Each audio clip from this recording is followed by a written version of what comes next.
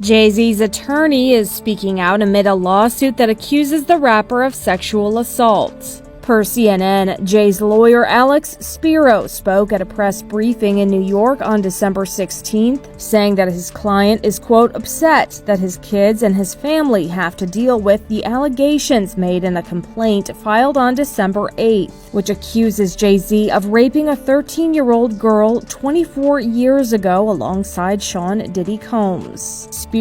Diddy's legal issues are making waves far beyond the U.S., reaching into the world of luxury brands and big industry players. The effects are especially noticeable in France's high-end fashion and liquor markets.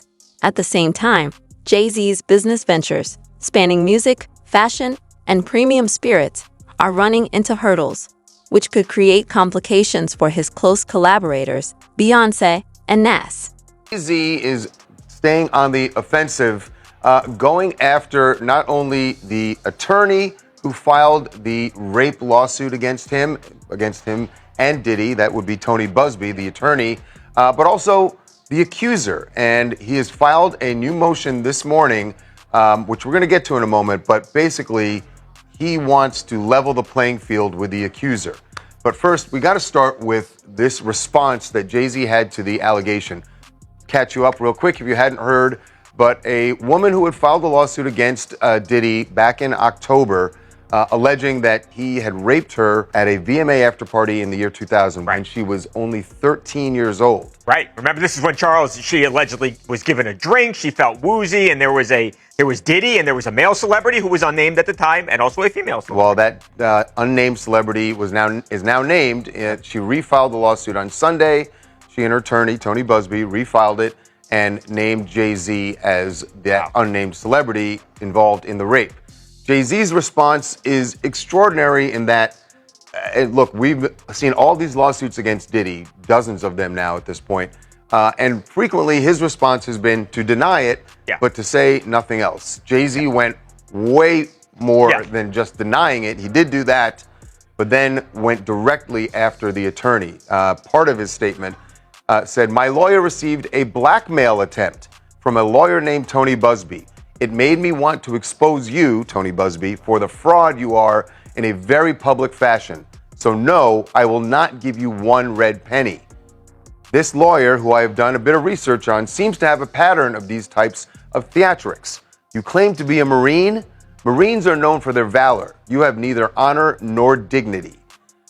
There were other shots at Tony Busby in his statement where he called him an ambulance chaser in a cheap suit. Yeah, I mean, the reality is, and if you've heard Tony Busby's name before, it's because he seems to always find his way. I'm not saying it's a bad thing, but he seems to always find his way into the big case, Charles, right? I mean, if it's Travis Scott, if it's Deshaun Watson, the NFL quarterback, he's always involved. So Jay Z had that strong response. Yeah. Tony Busby isn't backing down, and in fact said that he denied that there was any extortion. He said, my client merely reached out and wanted to have a confidential mediation. Right. Now, I got to say, I don't know what that confidential mediation would be about other than money. Right. But his point is the letter itself did not make any request for money. Right, though I'm sure that was coming. Yeah, it sounds like Busby's response was a little bit disingenuous. The confidential mediation would be where they would broker a settlement and not have the issue go public in the way that he did. He also mentioned that Jay Z has sued him, and that got us thinking. There was a lawsuit. The controversy centers on their partnership with LVMH, the luxury powerhouse led by Bernard Arnault. Rising tensions between Diddy, Jay Z, and LVMH could have serious consequences, potentially shaking the foundation of the Carters' carefully crafted business empire. An anonymous lawsuit filed against Busby alleging extortion. Back in November, yeah. That's right. And now Jay Z, in his recent motion that you referenced earlier, has said, yeah, that was me. Because when you sent your demand letters to me, I then went forward, stood my ground with an extortion lawsuit against you. And now if you're going to continue this whole spectacle, I want the accuser's name out there as well. She shouldn't be able to sue me as a Jane Doe. He says, fair is fair. This is a response to, this is retaliation for me standing my ground when you tried to extort me. And now let's just get it all out there. Right. So the follow the beats here. First, Diddy is sued. Right. The unnamed celebrity, and at the time when we covered that, we thought the fact that they didn't name this person sounded like they were probably reaching out to that person to try and get a settlement. Jay Z says that is exactly what happened. And when he turned him down, he thinks that the only reason they have now refiled this and put his name in there is retaliation for Jay Z suing Tony Busby for extortion. So this is going around and around, but a very strong denial from Jay Z. It is, and it's look, we've seen, and not just in this Diddy situation, we've seen a lot of cases in the past where celebrities have been accused of wrongdoing. This hardly ever happens, Charles, where you see the person under fire, the celebrity, fire back and this intensely.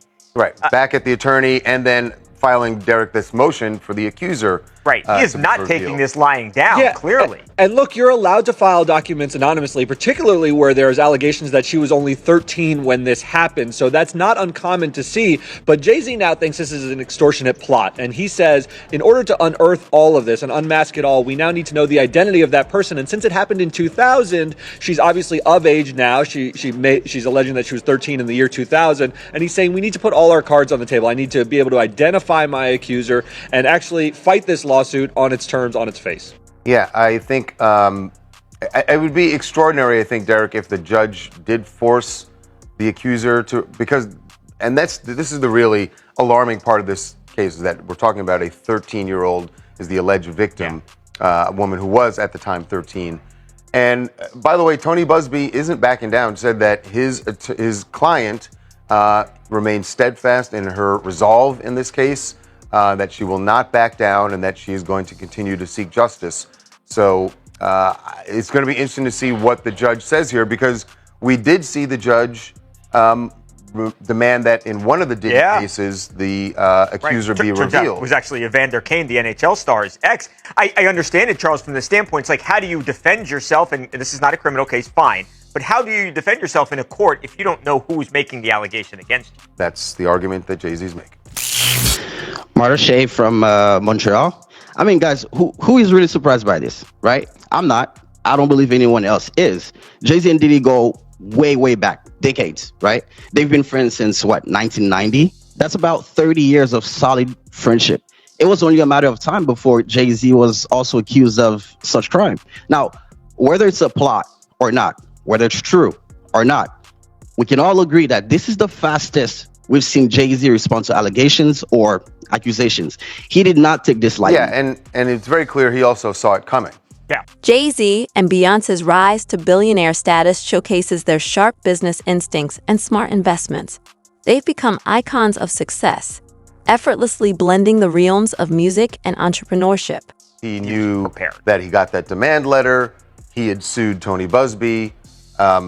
This was not something. Worrying news from France suggests that Jay Z and Beyoncé's luxury ventures, particularly their premium liquor brands, are facing challenges. This could damage their reputation and put their prized partnership with LVMH at risk. Jay Z's attorney says the sexual assault claim against the hip-hop mogul is false. A woman has accused Jay Z of raping her at an after-party for the 2000 MTV Video Music Awards when she was 13 years old. But attorney Alex Spiro says the allegations are, quote, all a fantasy. CNN's Elizabeth Wagmeister has the latest from New York. Jay Z's attorney is doubling down on a denial that his client ever raped a 13-year-old girl. Now, Jay Z has already fiercely denied these accusations, and his legal team has already asked the court to dismiss this case entirely. But now, for the first time speaking to reporters since these accusations came out, Jay Z's attorney, Alex Spiro, held a press conference of sorts. There was a private meeting at Jay Z's Rock Nation offices in New York City where CNN was invited to watch a presentation put on by Jay Z's attorney, where he had a PowerPoint where he showed different details that he says disprove Jane Doe's case. Let's take a look at some of what he said. This is not an account of inconsistencies. I wanted everybody to understand that this never happened. This is completely false. You have to look at the timeline. You have to look at the timeline. So there's an old expression that time doesn't lie.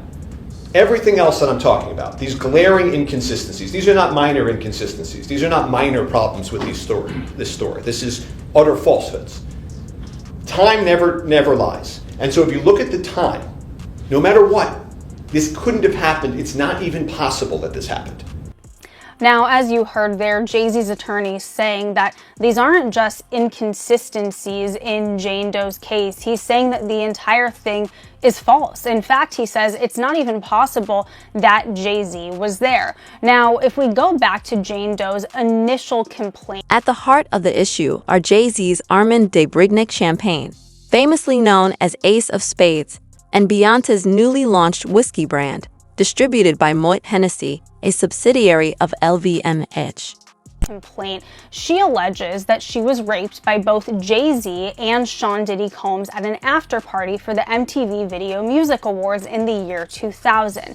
Now, this after party, she said, was held at a White House that was outside of the city. Well, Jay Z's attorney actually showed photos of Jay Z that night at an after party, but it was in New York City. So he says, if you look at the timeline, it's not possible that Jay Z was in the suburbs at this alleged after party because he was photographed being somewhere else. Now, in her initial complaint, Jane Doe also said that she got to this alleged after party by getting into a limo from a driver outside of the MTV VMAs who said that they worked for Sean Combs. Well, today, Jay Z's attorney is saying that's not possible because the limousine line was barricaded by the police and fans were not able to access it.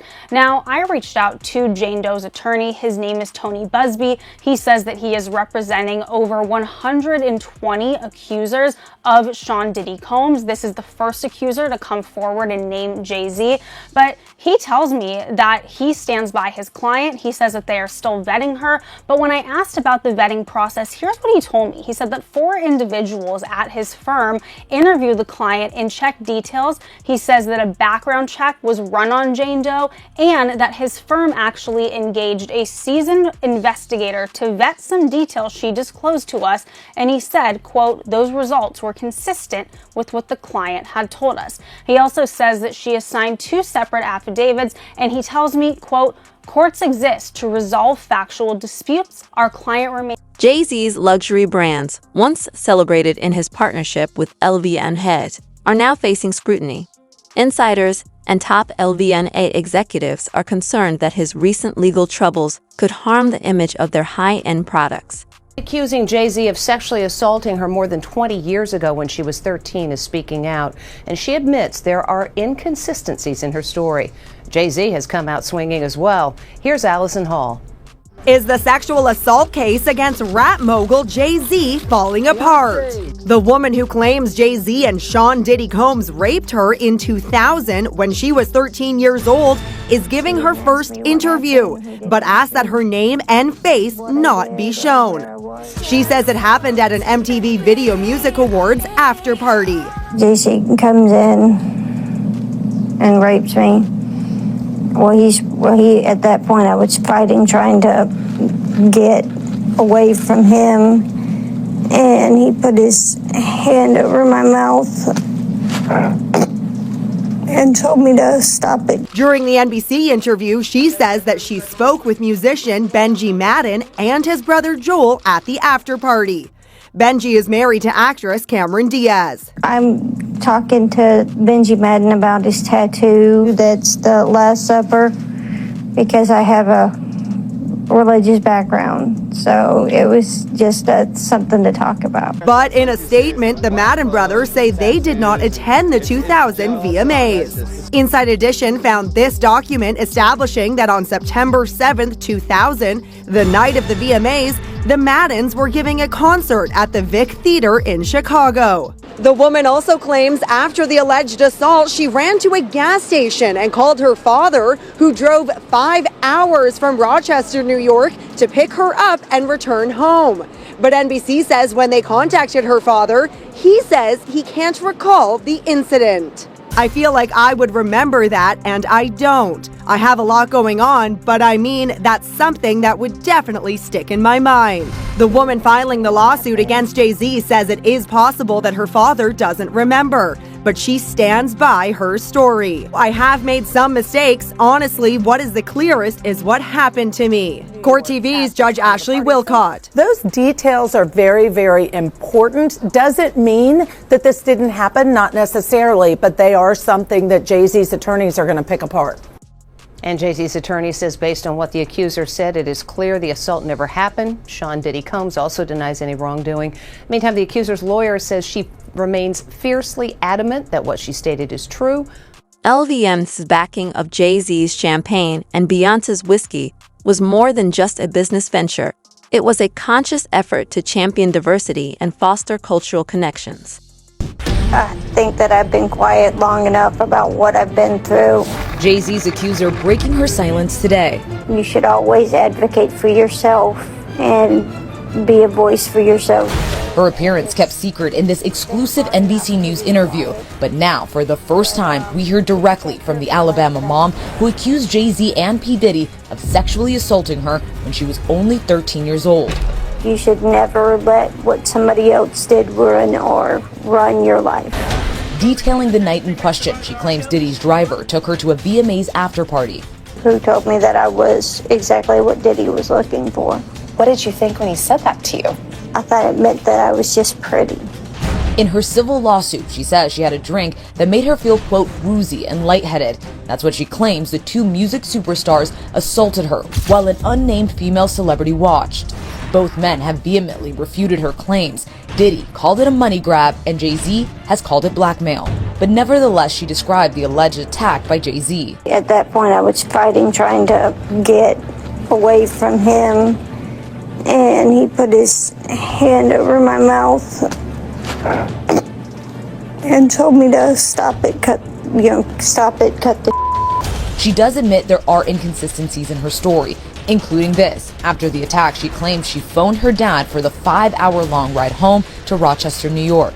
We rode home in silence. He didn't ask me what happened. He didn't ask me what I did. But her father tells NBC News he doesn't remember picking up his then teenager and could not verify his daughter's claims. But despite both Jay Z and Diddy claiming her story is a bold-faced lie, the accuser is standing firm. I'm scared of what could happen, but I'm more afraid of letting it eat me alive from the inside out than I am of being chastised by their fans. As global icons, the Carters represent excellence that transcends the African American community. Their collaboration with luxury brands was designed to blend street culture with upscale sophistication. However, this influential alliance is now facing significant challenges. Tonight, Jay Z fighting back against a rape accusation. His attorney filing a letter to the judge to dismiss the rape lawsuit against his client, citing an NBC News exclusive that found inconsistencies with the accuser's story. You should always advocate for yourself. It comes after our interview with a 38-year-old mother from Alabama who accuses Sean Diddy Combs and Sean Jay Z Carter of raping her when she was 13 years old. She asked us not to reveal her identity. What made you want to come forward? Because I think that I've been quiet long enough. She says that she went to the MTV Video Music Awards in 2000. The woman says she spoke to Combs' limo driver, who offered her a ride to an after-party. She says at the party, she spoke to musician Benji Madden and his brother. I'm talking to Benji Madden about his tattoo. That's the Last Supper. In a statement to NBC News, a representative for the Maddens confirmed that they did not attend the 2000 VMAs and that they were on tour in the Midwest at that time. At the after-party, she says she had a drink that made her feel woozy. Then she says Combs and Carter both raped her. She says she ran to a gas station where she called her father, who picked her up. We rode home in silence. He didn't ask me what happened. In an interview with NBC News, her father said he could not verify the claims. I feel like I would remember that, and I don't, he said. When we asked the woman about the contradictions in a phone interview on Friday, she said she stands by her statements. I have made some mistakes, she said, in remembering what happened 24 years ago. Honestly, what is the clearest is what happened to me. In a statement to NBC News, Sean Carter said, "This incident didn't happen. True justice is coming. We fight from victory, not for victory." A representative for Combs called the suit a shameless money grab. Is any part of you scared coming out against such powerful people? I'm scared of what could happen, but I'm more afraid of letting it eat me alive from the inside out. Jay Z's legal troubles, especially those involving Diddy, have exposed weaknesses that LV and his competitors and critics are now taking advantage of. guy, right? It's a guy named Uncle Ron, right? I don't know if you've seen this video. You should have seen the video. It went viral. It was a real big video, man. It went viral, man. And his name is Uncle Ron. And he claims that he used to work for Puffy. He was one of Puffy bodyguards. And he said that Puffy offered him $30,000 to kill Biggie for his publishing. How you feel about that, yo? And do you know this guy? Well, first and foremost, you got to realize this. Anybody can come on this internet and say anything, right? And dude is getting a whole lot of attention because people are even calling me, asking me about him, you know, and I don't know him from a can of paint. He even mentioned my name, saying that I know what I know. I don't know what he knows, but I do know this, that it's only 3 people that had contracts with Puff and Bad Boy. Me, Wolf, and Paul Offord. If he didn't come through Paul Offord security, Green Gate security, he didn't have a contract with Puff. Because anybody who worked for Puff, other than me and Wolf, came through Green Gate security. That was Paul's security thing. Especially at the time that he was saying that he worked for Puff. Or Puff offered him $30,000. Now, anybody knows this, that Bad Boy took 50% of all this artist publishing, right? 50% of all the artist publishing straight out the rip. Then Puff gave Big $200,000 for the rest of his publishing. While Jay Z is presumed innocent under U.S. law, his high-profile connection with Diddy, who is caught up in controversy, has led to a major public relations crisis. So what publishing did he was trying to get and keep from Puff? You understand? What publishing was Puff was trying to get when he already had it? He had already paid for it. What part of the catalog was he talking about? I don't understand that. And then he said that Puff offered him $30,000. I can't say he lied, but I can say that he wasn't a part of Bad Boy security that I know. I knew everybody who worked during them days. You understand? And I don't know dude from a can of paint. So whoever this Uncle Ron dude is, he's a liar then. He's a fraud. Is he a fraud? Bruh, he's what he is. He wasn't part of our security that I knew of. Not at that time. He never been on no trips with us. He never been at no parties, no nothing. So is he a fraud? The internet will have the real niggas looking fake and the fake niggas looking real. Put it together. How could he want Biggie publishing when he already had it? That's where he fucked up at. That's where he fucked up at. How you want something that you already own?